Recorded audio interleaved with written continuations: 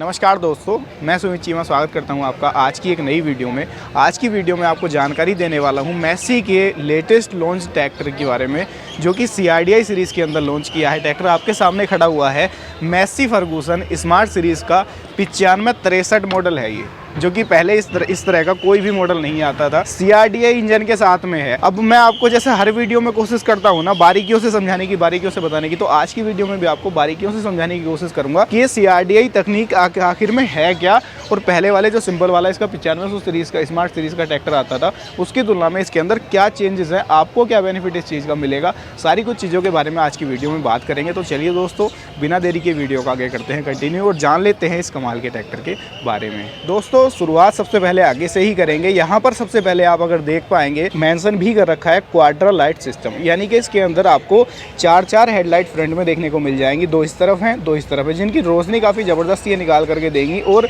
जब इनको आप नाइट वगैरह में यूज़ करोगे तो थ्रो भी प्रॉपर इसका निकल करके आएगा, इसलिए ऐसा कुछ सिस्टम दिया गया है। एरोडायनेमिक सेफ है।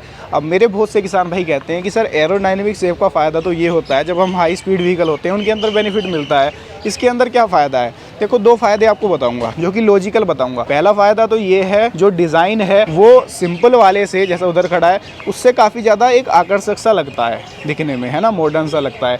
दूसरी चीज़ ये है, जब ड्राइवर इसको ऑपरेट करता है ना ऊपर बैठ के, तो विजिबिलिटी जो है उसको पूरा दिखाई देता है आगे तक ट्रैक्टर, क्योंकि जब आप उसके बोनेट के शेप को इस तरीके से कर दोगे तो अगला जो एक तरीके से आप कह सकते हो एरिया है वो प्रॉपर ड्राइवर को दिखेगा नहीं। एक तो फ़ायदा वो बता दिया मैंने आपको, और एक फ़ायदा ये होता है विजिबिलिटी का, जो कि एरोडायनेमिक सेफ होने की वजह से प्रॉपर किसान भाई को जो है विजिबिलिटी आगे की मिल जाती है। अब चलते हैं साइड प्रोफाइल में। तो साइड प्रोफाइल में कोई खासा चेंज आपको देखने को नहीं मिलता, केवल यहाँ पर मैसी फर्गूसन 9563 की ब्रांडिंग आपको मिल जाती है। उसमें सिंपल 9500 आती थी, इसके अंदर 9563 की ब्रांडिंग है। आगे की तरफ स्मार्ट और पीछे की तरफ यहाँ पर 4 व्हील ड्राइव का एक स्टिकरिंग कर रखा है। बोनेट जो है सिंगल पीस में आता है पूरा, जो कि आगे से ओपन हो जाता है। यहाँ पर ये लॉकिंग सिस्टम इस तरीके का दिया गया है। मैं ओपन भी करूँगा, उससे पहले आप यहाँ पर देखेंगे जेरिकन वेट आपको आगे देखने को इसके अंदर मिल जाएगा, जो कि 25 kg की एक प्लेट इसके ऊपर लगाई गई है। ऐसी 4 प्लेटें हैं, 1 कुंटल वेट के समथिंग ये है, और पीछे ये इसकी सपोर्ट के लिए यहाँ पर ये बम्पर टाइप भी दे रखा है। अगर आप एड ऑन करना चाहते हैं इसके ऊपर वेट तो वो भी कर सकते हैं, ठीक है, तो वो चीज़ें हैं। बाकी यहाँ पर ये आप देखेंगे, ये इसके अंदर टो हुक भी दे रखा है। अगर आपका ट्रैक्टर कीचड़ में या मड वगैरह में फंस जाता है तो इसके साथ में आप अपने ट्रैक्टर को टो चेन करके बाहर इजीली निकाल सकते हैं। फ्रंट एक्सल की बात अगर मैं करूंगा तो फ्रंट एक्सल आप देखेंगे fully heavy duty front axle इसके अंदर दिया गया है, जो कि प्लेनेटरी रिडक्शन के साथ में आता है, प्लेनेटरी ड्राइव के साथ में आता है। ये आपको 3 गियर्स इसके यहाँ पर शो होते हुए दिख रहे होंगे, ये इसके दोस्तों प्लेनेटरी गियर्स हैं। तो ये प्लेनेटरी ड्राइव के साथ में आता है। फ्रंट टायर साइज जो रखा गया है, यहाँ पर MRF के टायर दिए गए हैं, और टायर साइज यहाँ पर 9.5/24 रखा गया है। अगर बात करूंगा भाइयों इसके स्टीयरिंग की, तो इसके अंदर अगर आप स्टीयरिंग देख पाएंगे डुअल एक्टिंग पावर स्टीयरिंग देखने को मिल जाता है। और मैसी की एक और खास चीज़ आपको मैं बताऊंगा, इसकी जो 4 व्हील ड्राइव की रोड है, अगर आप देखें बाकी ट्रैक्टरों की नीचे जाती है, इसकी नीचे नहीं जाती, इसकी साइड में ये दी गई है। ये 4 व्हील ड्राइव का जो मैकेनिज्म है, इसको इस तरीके से डिज़ाइन किया गया है, जो 4 व्हील ड्राइव की रोड है ये साइड से आपको जाती हुई दिखेगी। तो ये भी एक अलग है, इसके अंदर यूनिक है, जो ग्राउंड क्लियरेंस के ऊपर इफेक्ट ना पड़े उसके लिए इसको इस तरीके से डिज़ाइन जो है वो किया गया है। बोनेट यहाँ से आप देखेंगे, ये टक की आवाज़ आप लोगों ने सुनी, ये हो गया अनलॉक। यहाँ से हल्का सा आपको जो है इसको ऊपर फोर्स करना है और ऑटोमेटिकली ऊपर चला जाएगा। ये ऑटोमेटिकली ऊपर जाने का एक कारण ये है कि इसके अंदर डुअल यहाँ पर गैस स्टाइल लगाई गई हैं, जिसके ऊपर कोई आपको फोर्स नहीं डालना होता, ऑटोमेटिकली जो बोनेट है वो ऊपर चला जाता है।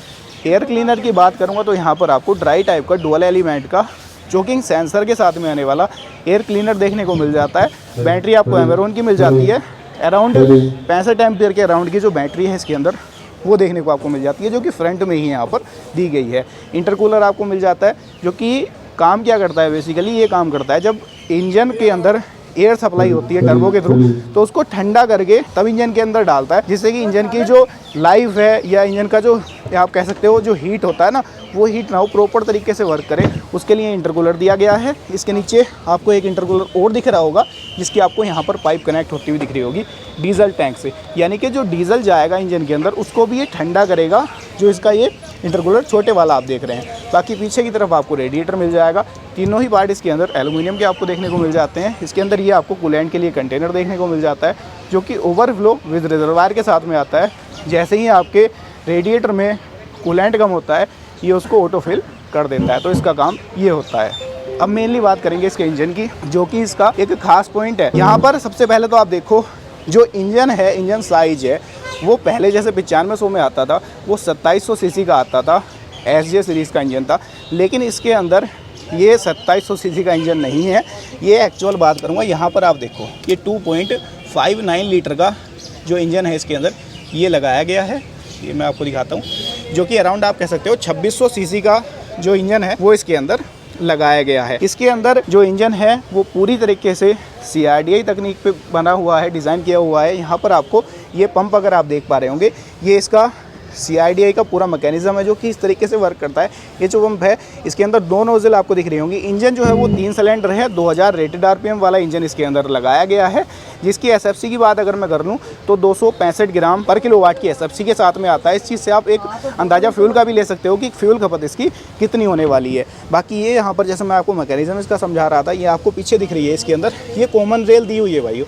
तो ये जो नोजल है, ये जो पंप है इसके अंदर, इसका काम क्या है, ये इस तरीके से काम करेगा। जो डीजल का एक प्रेशर है उसको प्रेशर को लगातार मेंटेन करके रखेगा आपकी कॉमन रेल में। और कॉमन रेल में भी सेंसर यहाँ पर लगा हुआ है और इसके अंदर भी सेंसर पंप के ऊपर भी लगा हुआ है। तो ये काम किस तरीके से करेगा, ये लगातार प्रेशर को मेंटेन करेगा जब आपने ट्रैक्टर स्टार्ट कर दिया तब से, और जब तक आप ट्रैक्टर को बंद करोगे तब तक। और ये जब सेंसर उसको रीडिंग को ECU तक भेजेगा, ECU उसको कमांड देगा कि कब स्प्रे उसको पिस्टन के ऊपर करना है, ठीक है। बाकी DI में क्या होता था, DI में या आपका रोटरी पंप में उनमें होता था वो प्रेशर जनरेट करते थे, स्प्रे पिस्टन के ऊपर हो जाता था। लेकिन इसके अंदर प्रेशर 24 आवर जब आपने ट्रैक्टर स्टार्ट कर दिया लगातार बना रहता है।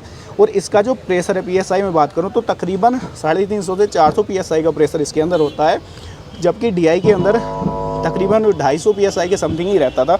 तो इसका प्रेशर भी काफ़ी ज़्यादा है, यानी कि ये जो डीजल आपका पिस्टन के ऊपर स्प्रे होगा उसको और ज़्यादा बारीकी से उसकी बौछार करेगा, जिससे कि डीजल खपत भी कम होती है, प्लस जो डीजल है वो प्रॉपर तरीके से बर्न हो जाता है, यानी कि बिना जले डीजल बाहर नहीं निकलता। ये एक बेनिफिट CRDI तकनीक का हो जाता है। ये आप अगर यहाँ पर फ़िल्टर देख पा रहे होंगे, इसके अंदर सेंसर नीचे भी लगा हुआ है, यहाँ पर भी आपको दिख रहा होगा। ये रीडिंग लेने के लिए है, प्रॉपर रीडिंग ये ECU तक भेजता है कि उसको किस तरीके से काम करना है और किस कंडीशन में वो चल रहा है। ये इसका आप देख रहे हैं कैटालिटिक कन्वर्टर यहाँ पर लगा हुआ है, जो कि एक आप कह सकते हो मेन पार्ट होता है। जब BS4 आप इंजन बना रहे हो उसको डिज़ाइन करने के लिए, गवर्नमेंट्स के नॉर्म्स को फॉलो करने के लिए ये चीज़ इसके अंदर डाली गई है।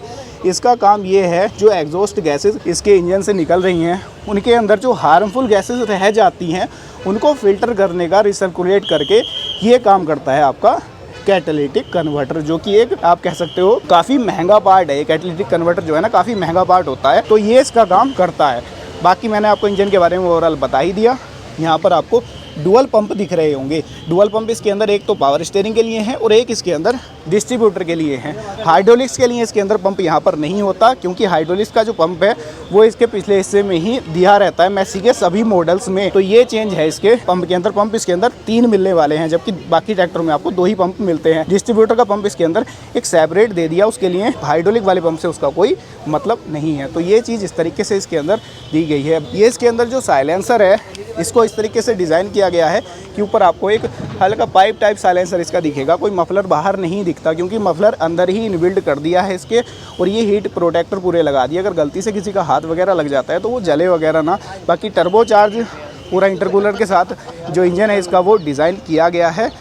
और यहाँ पर पूरी तरीके से उसको कवर्ड भी किया गया है, जो कि डिज़ाइन को भी एक तरीके से अट्रैक्टिव बनाता है। प्लस हाथ वगैरह या कुछ कंकड़ पत्थर वगैरह डायरेक्टली फ़ैन बेल्ट को या फ़ैन को हिट ना करे, उसके लिए भी ये प्रॉपर यहाँ से कवर्ड किया गया है। यहाँ पर आप सबसे पहले देखेंगे इसके अंदर सिंगल आपको जो है फुट स्टेप देखने को मिल जाता है, जिसकी सहायता से आप इसके प्लेटफॉर्म के ऊपर चढ़ेंगे। दूसरी चीज़ यहाँ पर जो प्लेटफॉर्म है वो पूरी तरीके से फ्लैट इसके अंदर दिया गया है। कोई बीच में गियर लीवर या बम्प आपको देखने को इसके अंदर नहीं मिलता। कंपनी फिटेड मैट भी आपको इसके अंदर मिल जाता है। ये एक यहाँ पर भी पकड़ने के लिए प्रॉपर जगह दे रखी है जब इसके ऊपर आप चढ़ें। और यहाँ पर हैंडल बार ये लगा रखा है, क्योंकि जो रीच है आपकी स्टीयरिंग पर नहीं जाएगी, क्योंकि स्टीयरिंग की जो ऊंचाई है वो काफ़ी ज़्यादा है, प्लेटफॉर्म काफ़ी ज़्यादा ऊंचा है, तो ये उसके लिए दिया गया है। बाकी हीट प्रोटेक्टर आपको दोनों तरफ देखने को मिल जाते हैं, जिससे कि जो इंजन की गर्माहट है वो ड्राइवर के पैरों को हीट ना करे, उसके लिए दिए गए हैं।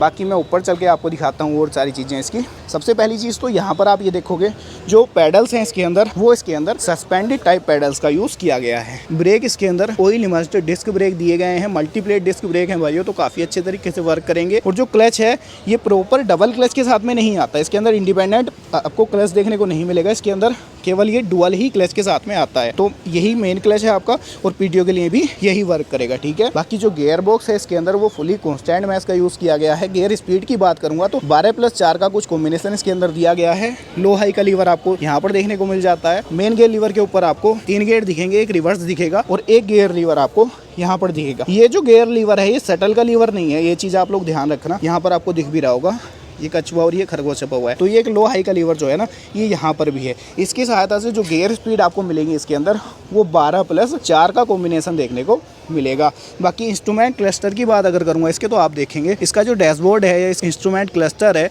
ये आपको कुछ अलग दिखेगा।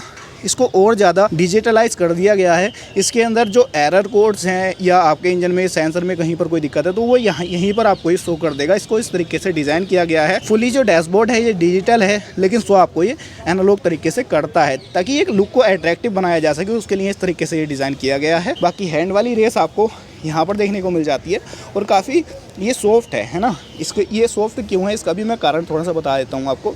इसके अंदर कोई मैकेनिकली रोड नहीं जाती भाई, इसके अंदर सेंसर होता है जो केवल रीडिंग ECU तक भेजता है। ECU होता है इसका दिमाग जो इंजन को पूरी तरीके से ऑपरेट करेगा, इलेक्ट्रॉनिक कंट्रोल यूनिट, उस तक ये रीडिंग भेजता है, केवल इसका यही काम है ना। तो इसलिए इतना सिंपल जो है इसको बनाया गया है। यहाँ पर भाई अगर इसके बात करेंगे ना हाइड्रोलिक कंट्रोल की, तो डुअल हाइड्रोलिक कंट्रोल मिलेंगे, एक DC लीवर एक PC लीवर है। ये इसके अंदर डिफरेंशियल लॉक दिया गया है, ठीक है, ये इसके अंदर डिफरेंशियल लॉक है। डिस्ट्रीब्यूटर को कंट्रोल करने के लिए लीवर यहाँ पर दिया गया है। ये जो है इसके अंदर भाई हाइड्रोलिक लॉक दिया गया है, लिफ्ट को ऊपर उठा करके आप लॉक कर सकते हो। ये इसके अंदर PTO के लिए लीवर दिया गया है, 2 व्हील 4 व्हील ड्राइव में ले जाने के लिए लीवर यहाँ पर दिया गया है। सीट काफ़ी बड़े साइज की है, एडजस्टेबल सीट है, आगे पीछे आप इजीली उसको कर सकते हो। इंडिकेटर नॉर्मल टाइप के ही हैं। टायर साइज MRF के टायर हैं। यहाँ पर 35 kg वेट आपको दोनों ही टायर्स के ऊपर मिल जाएगा, 35 kg और 16 और 28 जो है यहाँ पर टायर साइज रखा गया है। यहाँ पर पिछले हिस्से की बात करूँगा तो रियर एक्सल आप इसका देखोगे पूरी तरीके से स्टेट टाइप का हैवी ड्यूटी बनाया गया है जो कि प्लानिटरी ड्राइव के साथ में आता है, ठीक है, प्लानिटरी ड्राइव के साथ में आता है। पहले जो दिक्कत आती थी जब स्लो रेस पे चलाते थे तो फ्रंट पिनियन तोड़ देता था, तो वो दिक्कत भी इसके अंदर नहीं आएगी। बाकी यहाँ पर एडजस्टेबल आपको इसके अंदर हिच मिल जाएगा। PTO की बात करूँगा तो सिंगल और डुअल दोनों का ऑप्शन इसके अंदर आपको मिल जाता है। PTO HP की बात करता हूँ ना तो 53 हॉर्स पावर की PTO पावर देखने को मिल जाती है। सेंसिंग के लिए पॉइंट है वो 3 पॉइंट सेंसिंग के लिए मिल जाते हैं, ठीक है। डुअल इसके अंदर डिस्ट्रीब्यूटर मिल जाते हैं। प्रेशर का कोई भी इम्प्लीमेंट अगर आप चलाना चाहते हैं तो इसकी सहायता से उसको इजीली आप चला सकते हैं। टॉपलिंग आपको कंप्लीट मिलती ही है, वो तो पता ही है आपको। ये टॉपलिंग कैरी होल्डर के साथ में आती है। यहाँ पर टूल बॉक्स इसके अंदर दिया गया है, फाइबर का टूल बॉक्स है। छोटा मोटा सामान वगैरह अगर कोई कैरी कर रहे हैं तो इसके साथ में कैरी कर सकते हैं। रिफ्लेक्टर मिल जाएगा, बोतल होल्डर आपको मिल जाएगा। पिछला हिस्सा कुछ इस तरीके का मिलेगा। लिफ्टिंग कैपेसिटी की बात कर रहा हूँ तो आपको तकरीबन 2050 किलोग्राम की लिफ्टिंग कैपेसिटी के साथ में ये ट्रैक्टर मिल जाता है। काफ़ी हैवी ड्यूटी लिंकेज सिस्टम दिया गया है, साइड में जैक सिस्टम है, एक तरफ चैन सिस्टम है, तो इस तरीके का सिस्टम आपको पिछले हिस्से के अंदर मिल जाता है। ओवरऑल जो लुक है इसका वो आप देख लो किस तरीके का मिल जाता है। डीजल टैंक आपको तकरीबन बता देता हूँ 58 से 60 लीटर के तकरीबन का डीजल टैंक इसके अंदर मिल जाता है। और बाकी जो लुक है इसका या यहाँ पर फिटमेंट है वो बहुत ज़बरदस्त तरीके से की गई है। कहीं पर स्पेस खाली आपको नहीं दिखेगा क्योंकि सेंसर वगैरह या बाकी चीज़ें इतनी सारी डाली गई हैं, प्रॉपर आप ऐसा कह सकते हो भरा हुआ पूरा सिस्टम इसके अंदर आपको नज़र आता है। बाकी ये आप इसका जो डिज़ाइन है वो चेक कर सकते हैं। मैं बोनेट बंद एक बार करके भी आपको दिखा देता हूँ। ये इसका बोनेट जो है बंद हो गया, ठीक है। इस तरीके का डिज़ाइन इसका आपको मिलेगा। बाकी भाई ये जो डिज़ाइनिंग है इसका वो सेम 9500 के जैसा ही है जो 9500 स्मार्ट आता था। केवल चेंज इसके अंदर कहाँ पर है, इसके जो फीचर्स हैं वो और ज़्यादा थोड़े से एडवांस कर दिए गए हैं क्योंकि CRDI तकनीक के साथ में इसको बनाया गया है जो कि BS4 इंजन है इसके अंदर, गवर्नमेंट के नॉर्म्स को फॉलो करता है, ठीक है। तो आपको इस ट्रैक्टर का जो रिव्यू है वो कैसा लगा नीचे कमेंट बॉक्स में अपनी राय दे देना। बाकी वीडियो पसंद आई हो लाइक सब्सक्राइब फॉलो कर लेना। कीमत आपको नहीं बता पाऊँगा क्योंकि कीमत अभी कंपनी ने डिस्क्लोज नहीं की है। एक तकरीबन अंदाजा अगर मैं देने की आपको कोशिश करूँ तो मेरे ख्याल से 14 लाख के समथिंग इसकी प्राइस जो है वो रहेगी। ठीक है, एग्जैक्ट प्राइस नहीं है, ये चीज़ भी आप लोग ध्यान रखना।